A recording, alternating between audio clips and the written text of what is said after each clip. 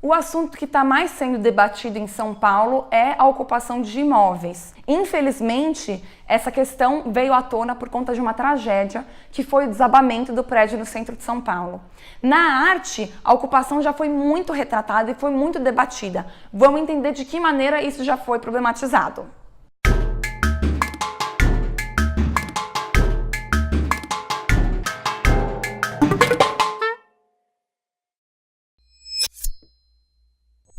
É impossível falar sobre ocupação na arte sem falar do Gordon Matta Clark. O Gordon Matta Clark foi um artista americano, filho do pintor Roberto Matta e da Annie Clark, que estudou arquitetura em Nova York e logo no começo da sua vida se mudou para o Sorro, que é um bairro para onde muitos artistas se mudaram justamente por conta do preço.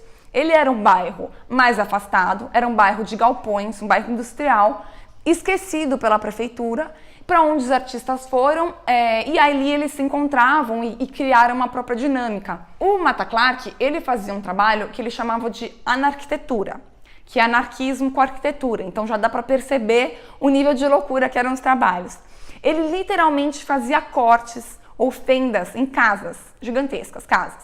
Então ele fazia cortes de cima a baixo, de um lado a outro, ou ele entrava na casa e fazia um recorte circular nas paredes de todos os cômodos. Então, se você entrava na casa, você conseguia ver todos os cômodos através. Ele fazia cortes no piso, então você conseguia ver as pessoas que estavam embaixo, enfim. Era um trabalho muito louco, mas muito afirmativo, falando sobre a ocupação e o abandono.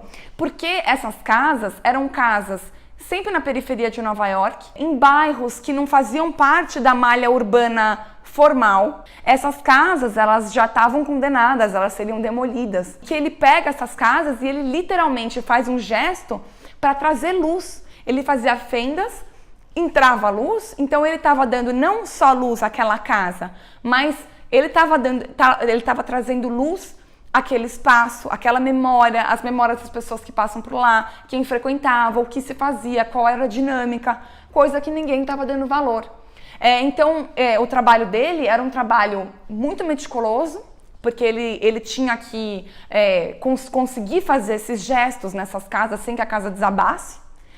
O trabalho dele ele acontecia naquele momento em que ele estava fazendo aquilo. Aquela casa ficava por 1 ou 2 dias para as pessoas verem. Na verdade, ele fazia registros depois. Então, o trabalho durava muito pouco. As pessoas passavam lá para ver e, de repente, a dinâmica daquele lugar era outra. Falava sobre arte e não mais sobre a falta de atenção. É um trabalho muito bonito e de muita força, né? Enfim, inclusive força física. Ele tem um trabalho que chama Days End, que era um galpão num pier de Nova York, também totalmente abandonado, que era frequentado por jovens à noite, que faziam sexo, usavam drogas naquele lugar. E ele chegou naquele lugar e, de repente, ele conseguiu tirar um pedaço gigantesco da parede daquele galpão e fez uma meia-lua. Ele também fez um recorte no chão que dava para o rio. Então, de repente, aquele lugar que era frequentado por aquelas pessoas esquecido, passou novamente a ser lembrado e discutido. Esses lugares, terrenos em cidades que não existe como não ser de alguém, é sempre de alguém. Mas de que maneira que ele é ocupado? Então ele fez um trabalho muito interessante, ele morreu muito jovem, com 35 anos de idade, com câncer no pâncreas, mas ele deve ser revisitado para sempre, porque o trabalho dele é genial.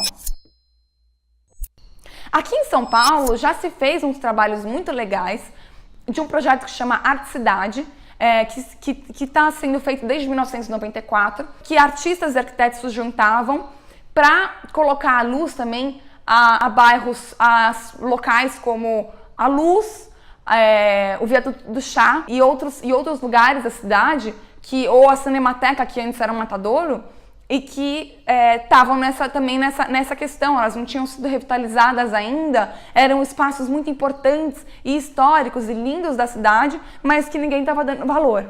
A revitalização e a ocupação é também ligada à história da criação dos próprios museus. A Pinacoteca, por exemplo, aqui em São Paulo, ela existe há 110 anos, mas ela está na Luz, e na década de 90 era impossível passar por lá. Era muito mais perigoso, muito violento e ninguém ia.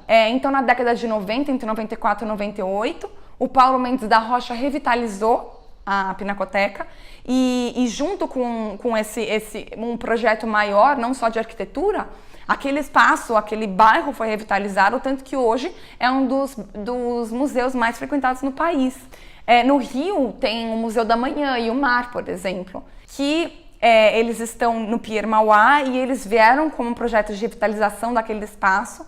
E aí se abrem outras infinitas questões de onde colocar as pessoas e que viviam lá, que moravam, que trabalhavam. Mas ele também esses museus também vêm nesse projeto de revitalização.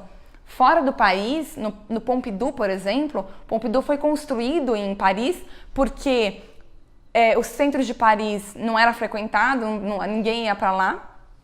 E o Georges Pompidou abriu um concurso em 69 e para que arquitetos fizessem um museu para aquele espaço. O Guggenheim de Bilbao. Bilbao era uma cidade portuária onde ninguém passava. E Frank Gehry construiu aquele espaço como um projeto de revitalização daquela cidade e agora todo mundo vai para lá.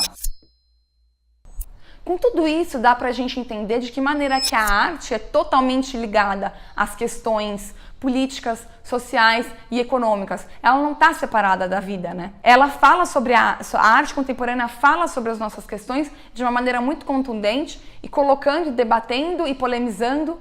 E foi isso que fez Gordon Matta Clark, Arte Cidade e todos esses museus. Eu fico por aqui, continuo acompanhando o Bigorna, que semana que vem tem mais.